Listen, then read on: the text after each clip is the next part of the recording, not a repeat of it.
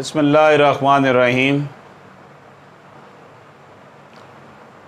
دوستو، آج کی ہماری جو گفتگو ہوگی وہ ایک بڑے اہم ٹاپک پر ہے کہ خلا کے حوالے سے خلا کی جو اسلامی شریعت اور پاکستانی قانون جو ہے اس کے حوالے سے اس کا ہم جائزہ لیں گے، اور اس کے اوپر بہت زیادہ بحث ہوتی ہے، اور یہ کہا جاتا ہے کہ جناب یہ خلا جو ہے یہ غیر اسلامی طرز انداز ہے۔ قانون اسلامی نے جس طرح مرد کو یہ حق دیا ہے کہ وہ اگر عورت کے ساتھ اس کا نباہ نہیں ہوتا تو اسے طلاق دے دے، اسی طرح زوجہ کو بھی خلا کا حق دیا گیا ہے، لیکن زوجہ یہ حق محض خواہشات نفسانی کی خاطر بیجا طور پر استعمال نہیں کر سکتی، بلکہ جب زوجین حدود اللہ میں رہ کر زندگی بسر نہ کر سکیں تب یہ حق استعمال کیا جاتا ہے۔ سورۃ البقرہ 229 آیت: جب تم کو خوف ہو کہ جب زوجین اللہ کی حدود پر قائم نہ رہ سکیں گے، کچھ مذائقہ نہیں کہ اگر عورت کچھ معاوضہ دے کر عقد نکاح سے آزاد ہو جائے۔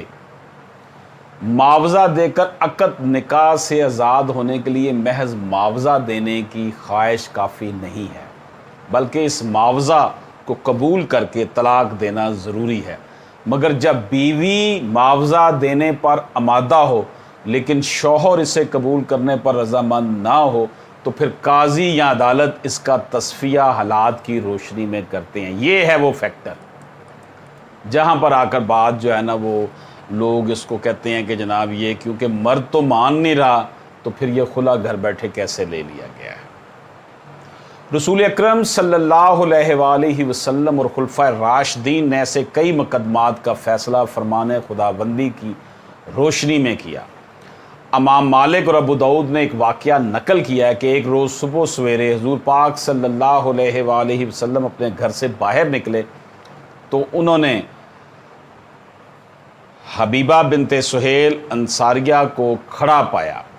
دریافت پر انہوں نے عرض کیا کہ ان کی اور ثابت بن قیس شوہر کی نہیں نبھ سکی، اور جو مال ثابت نے مجھے دیا ہے وہ سب میرے پاس موجود ہے اور وہ میں واپس کرنے کو تیار ہوں۔ نبی کریم صلی اللہ علیہ وآلہ وسلم نے ثابت کو طلب فرمایا، اور اس نتیجے پر پہنچنے کے بعد کہ واقع وہ حدود اللہ میں رہ کر زندگی بسر نہیں کر سکتے اور عورت کے دل میں شوہر کی طرف سے نفرت و کراہت بیٹھ چکی ہے، ثابت کو مال دلوا کر علیحدگی کروا دی۔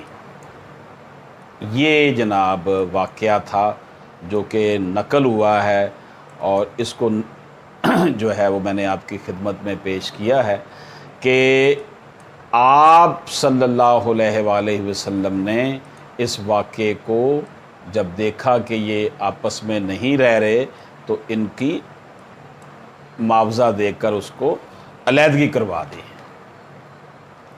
تو دوستو، ہمارے معاشرے میں بھی جو صورتحال ہے وہ بڑی گمبھیر ہوئی ہے کہ لوگ جو ہیں وہ عورتوں کو مارتے پیٹتے ہیں، ظلم کرتے ہیں، خرچہ نہیں دیتے، نشہ کرتے ہیں، پھر عورت کے پاس کوئی چارہ نہیں رہتا کہ اس ظلم کے خلاف وہ آواز بلند کرے اور اپنی جان چھڑائے۔ خلا کی مشروط پر تمام فقہی مذاہب متفق ہیں، لیکن اس کے طریقہ کار، جزیات اور ذیلی حکام کے بارے میں قرون اولیٰ سے علماء کے مابین اختلاف رہا ہے۔ مثلا خلا میں شوہر کی رضامندی ضروری ہے یا عدالت شوہر کی مرضی کے بغیر خلا کا فیصلہ کر سکتی ہے؟ خلا پر فسخ کے احکامات مرتب ہوں گے یا طلاق کے؟ گزشتہ چند دہائیوں میں مختلف اسلامی ممالک میں خلا کے موضوع پر کی جانے والی قانون سازی اور متعارض فتاویٰ کی وجہ سے ان اختلافات میں قدر شدت پیدا ہوئی ہے۔ پاکستان میں لاہور ہائی کورٹ کی طرف سے بلقیس فاطمہ بنام نجم الکرام 1959 کیس کے فیصلے کے بعد اس موضوع کے مختلف پہلوؤں پر بحث کا آغاز ہوا کہ آیا عدالت کی طرف سے خاوند کی رضامندی کے بغیر دیا جانے والا خلا کا فیصلہ درست ہے یا نہیں۔ بعد میں سپریم کورٹ نے 1967 میں 1967 میں خورشید بی بی مشہور مقدمہ میں لاہور ہائی کورٹ کے مذکورہ فیصلے کی توثیق کی۔ خورشید بی بی بنام Muhammad Amin PLD 1967 supreme court 97۔ اس سے قبل لاہور ہائی کورٹ کا فیصلہ بلقیس فاطمہ بنام نجم الکرام PLD 1959 لاہور 566 پر ملاحظہ کیا جا سکتا ہے۔ مصر میں 2000 کے قانون نمبر 1 میں وہی موقف اختیار کیا جو پاکستان کی اعلیٰ عدالتیں عرصہ پہلے اختیار کر چکی تھی۔ خلا اسلامی آئلی قوانین میں سب سے زیادہ زیر بحث ہونے والے مسائل میں سے ایک ہے اور متحد عدالتوں میں نصف سے زیادہ مقدمات خلا سے متعلق ہوتے ہیں۔ اب ہم اس میں کچھ ڈسکشن کرتے ہیں۔ کیا یہ ایک مسلمان خاتون کو شوہر کی رضامندی کے بغیر خلا لینے کا حق حاصل ہے یا نہیں؟ دوسرا کویشچن یہ رائز ہوتا ہے، کیا خاتون کی درخواست پر عدالتیں شوہر کی رضامندی کے بغیر خلا دے سکتی ہیں؟ تیسرا کویشچن یہ ہے جی، سورۃ بقرہ کی آیت 229 میں کن لوگوں کو مخاطب کیا گیا ہے؟ خلا کی حقیقت کیا ہے، یعنی یہ فسخ نکاح ہے یا طلاق ہے؟ خلا کی شرعی حیثیت کے بارے میں فقہا کی رائے کیا ہے؟ آیا حبیبہ بنت سبل کے معاملے میں کیا گیا فیصلہ بذات خود ایک شرعی حکم ہے یا قرآن کے ذریعے اس کی تنسیخ کی جا چکی ہے؟ فقہا نے مذکورہ معاملے میں دیے گئے حکم کی پیروی کی ہے یا اسے نظر انداز کیا ہے؟ خلا میں شوہر کی رضامندی کے بارے میں حنفی، مالکی، شافعی، حنبلی اور اثنا عشری فقہا کی رائے کیا ہیں؟ خلا کے حوالے سے پاکستانی عدلیہ کا موقف فقہا کی آراء سے موافق ہے یا اس سے مختلف ہے؟ کیا 1964 کے مغربی پاکستانی آئلی عدالتوں کے قانون کی شق نمبر 10(4) اسلامی تعلیمات کے خلاف ہے؟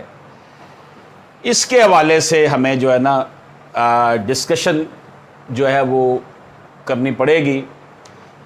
خلا کا لغوی معنی نکالنا ہے۔ علاء الدین السقانی کے مطابق خلا کا لغوی معنی نزع ہے، اور نزع ایک چیز کو کسی دوسری چیز سے نکالنے اور الگ کرنے کو کہا جاتا ہے۔ اصطلاحی مفہوم میں خلا ازدواجی علیحدگی کو کہا جاتا ہے، جس میں شوہر بیوی سے مال لے کر اسے نکاح کے بندھن سے آزاد کر دیتا ہے۔ ابن حجر کی خلا کی تعریف کرتے ہوئے بیان کرتے ہیں، خاتون کی طرف سے دیے گئے مال کے بدلے میں شوہر کا بیوی سے علیحدگی اختیار کرنا۔ قرآن مجید کی درج ذیل آیات جو ہیں وہ خلا سے متعلق ہیں۔ سورۃ بقرہ کی آیت نمبر 229 میں ارشاد باری تعالیٰ ہے، یہ جائز نہیں کہ جو مہر تم ان کو دے چکے ہو اس میں سے کچھ واپس لے لو، ہاں اگر زن و شوہر کو خوف ہو کہ وہ اللہ کی حدود پر قائم نہیں رہ سکیں گے تو اگر عورت خاوند کے ہاتھ سے رہائی پانے کے بدلے میں کچھ دے ڈالے تو دونوں پر کچھ گناہ نہیں۔ یہ اللہ کی مقرر کی ہوئی حدیں ہیں، ان سے باہر نہ نکلنا، اور جو اللہ کی حدود سے باہر نکل جائے وہ گناہ گار ہوں گے۔ اس آیت میں لوگوں کو مخاطب کیا گیا ہے، اس کے تعین میں مفسرین کا اختلاف ہے۔ یہاں بنیادی سوال یہ ہے کہ ان الفاظ کے مخاطب جو ہیں وہ کون ہیں؟ ان الفاظ کے مخاطب حکام ہیں جن کی نمائندگی عدالتیں کرتی ہیں، یا پھر ان الفاظ کے ساتھ میاں بیوی کو مخاطب کیا گیا ہے؟ بالفاظ دیگر یہ کون طے کرے گا کہ طرفین اللہ کی مقررہ حدود کے اندر زندگی گزار سکتے ہیں یا نہیں؟ آیا یہ ذمہ داری عدالت کی ہونی چاہیے جو ریاست کی طرف سے کام کرتی ہے، یا پھر طرفین خود اس بارے میں کوئی فیصلہ کریں گے؟ اب کویشچن یہ پیدا ہو گیا کہ اللہ کی حدود کے درمیان اگر دونوں نہیں رہ رہے تو اس کا تعین جو ہے وہ طرفین ہی کریں گے یا پھر ریاست کی ذمہ داری ہوگی اور ریاست کے بہاف پہ عدالت کرے گی؟ فقہا کا اس امر پر اختلاف ہے کہ خلا عدالتی فیصلہ کی بنیاد پر طے کیا جا سکتا ہے یا نہیں۔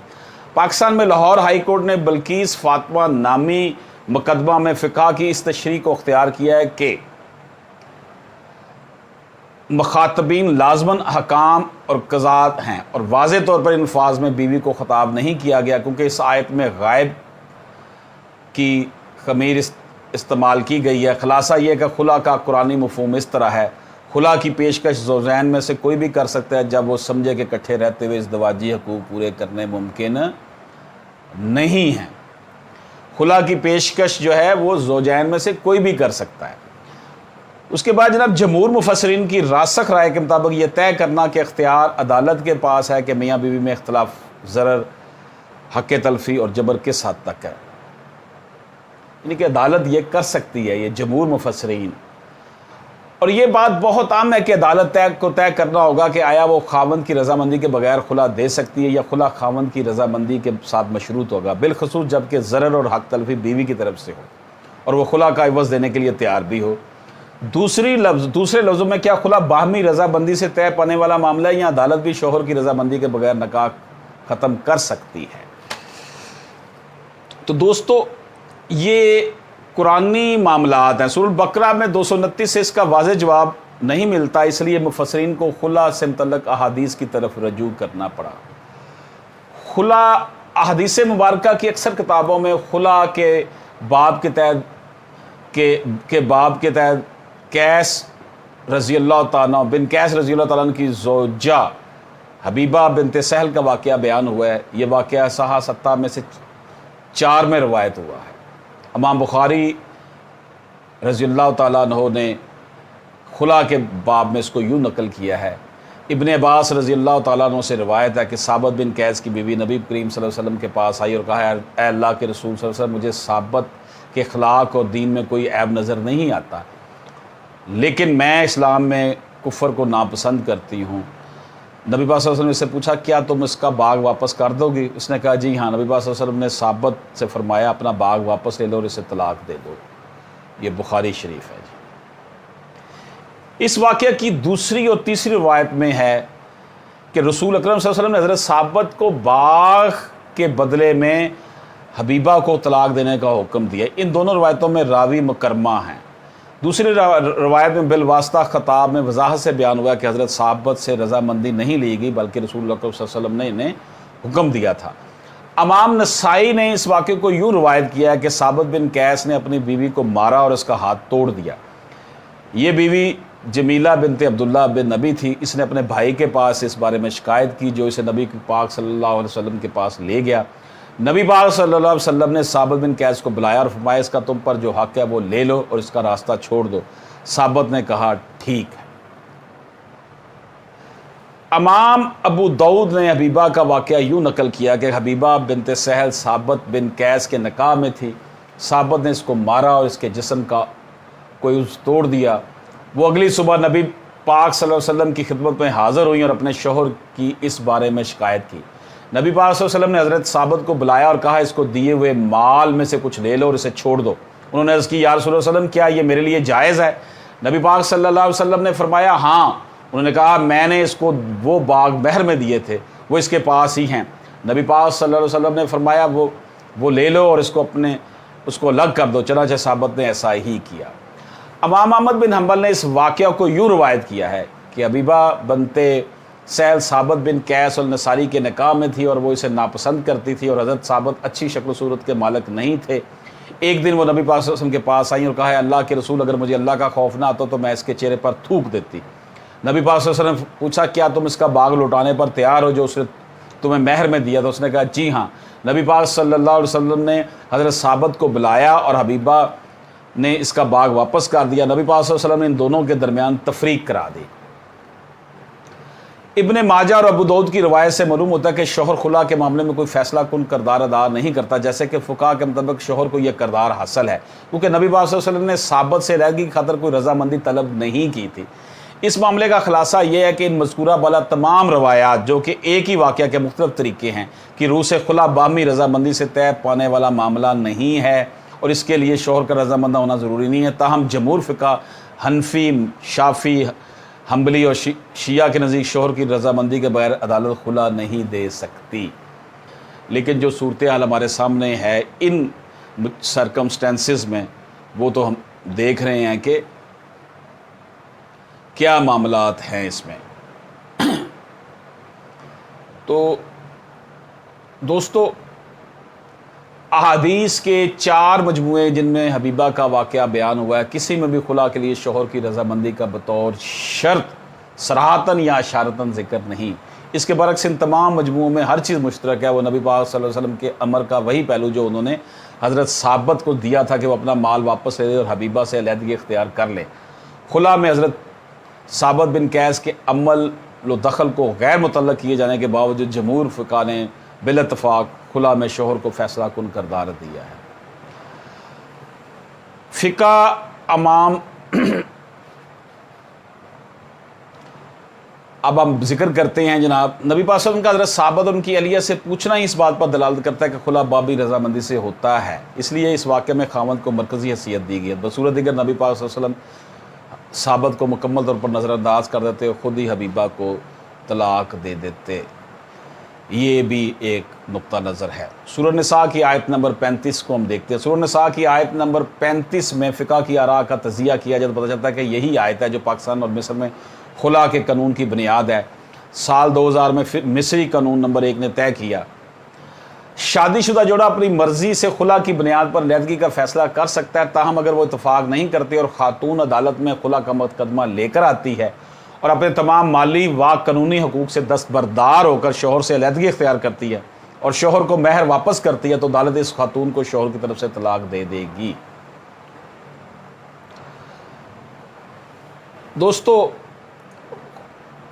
اس حوالے سے ہم نے قرآن اور حدیث کی بات کی ہے، آگے ہر فقہ نے اس کے متعلق بات کی ہے، لیکن میں یہاں پر آپ کی خدمت میں چند گزارشات کرنا چاہتا ہوں۔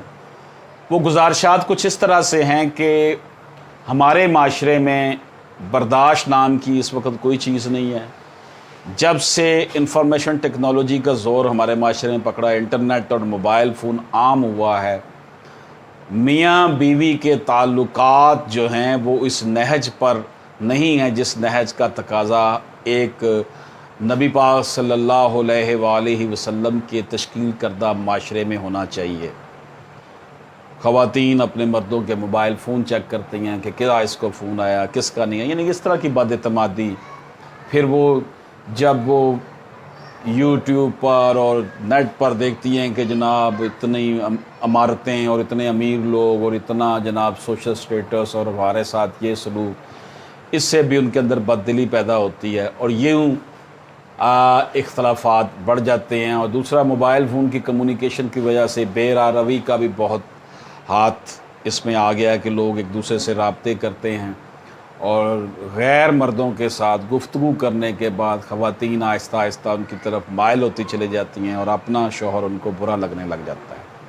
دوسری طرف شوہر کا بھی یہی حال ہے کہ شوہر بھی جو ہے وہ مالی طور پر اگر وہ اتنا اسٹرانگ نہیں ہے یا وہ کنڈیوسو انوائرمنٹ اپنی بیوی کو نہیں دے رہا یا اس طرح اچھے طریقے سے پیش نہیں آتا یا وہ نشہ کرتا ہے یا کام نہیں کرتا تو عورت بیچاری پھر یا عورت کو مارتا ہے تو وہ بھی پھر مجبور ہو جاتی ہے۔ بہرحال میری جو رائے ہے اس پروفیشن میں رہتے ہوئے کہ خلا کے کیسز میں اگر میڈیشن کی جائے تو بہت سے کیسز جو ہیں وہ رک سکتے ہیں، طلاقیں نہیں ہو سکتی، خلا نہیں ہو سکتا۔ میں نے ایسے بہت سے کیسز میں کیا کہ میں جس طرف سے بھی ہوں، لڑکے کی طرف سے ہوں، لڑکے کی طرف سے ہوں، اگر میں کوشش کرتا ہوں اور بڑی حد تک مجھے کامیابی بھی ملتی ہے کہ ان کا گھر بس جاتا ہے، کیونکہ جب شادی طلاق ہو گیا دوبارہ بھی تو پھر شادی کرنی ہے، پھر بھی تو اسی طرح کے بندے یا اسی طرح کے عورت کے ساتھ اپنے زندگی گزارنی ہے، تو کیوں نہ جو بندھن بندھا ہوا ہے اور اگر بچے پیدا ہو گئے ہیں تو ان کی لائف بھی ڈسٹرب ہونے کا بہت زیادہ خطرہ ہوتا ہے کہ بچے ڈسٹرب ہو جاتے ہیں، کوئی ماں کے پاس ہوتا ہے، کوئی باپ کے پاس ہوتا ہے، انہیں بے عقل ماں اور باپ دونوں کی محبت نہیں مل سکتی۔ تو ہمارا معاشرے کا سب سے بڑا بنیادی یونٹ گھر جو ہے اس سے تباہ و برباد ہو جاتا ہے۔ اس لیے میں یہ سمجھتا ہوں کہ ہمارا خاندانی نظام بھی اب کمزور پڑ گیا ہے، بڑوں کی وہ عزت نہیں رہی جو پہلے ماں باپ بزرگوں کی عزت ہوتی تھی، بچے اس کے آگے سر نہیں اٹھاتے تھے، آنکھ نہیں اٹھاتے تھے، وہ یہ سمجھتے تھے کہ ماں باپ زیادہ سمجھدار ہیں اور وہ ہمارے لیے ان کا تجربہ زیادہ ہے، وہ اچھا فیصلہ کریں گے۔ لیکن اب موبائل فون اور انٹرنیٹ پہ ویڈیوز اور ویب سائٹوں پہ جا کے دیکھ کے وہ یہ سمجھتے ہیں کہ ماں باپ دقیانوسی خیالات کے حامل ہیں اور ہماری سوچ جو ہے بڑی پروگریسو ہے اور ہم بہتر فیصلہ کر سکتے ہیں۔ بہرحال یہ ایک لمبی بحث ہے، اس پہ میں کچھ نہیں کہہ سکتا، میں بس اتنا ہی عرض کروں گا کہ صبح صادق مجھے مطلوب ہے کس سے مانگوں، تم تو بھولے ہو چراغوں سے بہل جاؤ گے، اپنی مٹی پہ چلنے کا سلیقہ سیکھو، سنگ مرمر پہ چلو گے تو پھسل جاؤ گے، اور تم وہ زندہ روایات کے امیں، تم کوئی شام کا سورج ہو جو ڈھل جاؤ گے۔ اشرف آسمی اپنی گفتگو اس دعا کے ساتھ ختم کرتا ہے کہ اللہ پاک تمام سننے والوں دیکھنے والوں پر اپنا خاص کرم فرمائے۔ السلام علیکم۔